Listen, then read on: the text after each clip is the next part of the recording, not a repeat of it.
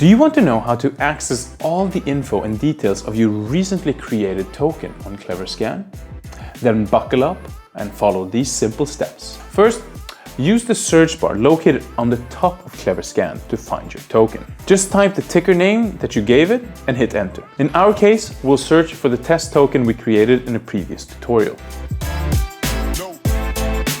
After locating your token, click on it to be taken to a page with all of its details. Here, you'll be able to see its initial, max, and circulating supply, the total amount staked, how many holders, transactions, and much more. You can also click on other tabs to see all the properties that are enabled, such as URIs, as well as how staking and royalties are set up. In the footer area, you can see all the transaction history of the token and the addresses of the holders of your token. And that's it. Simple as it should be.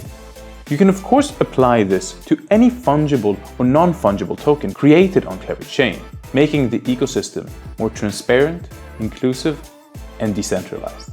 Have an amazing day.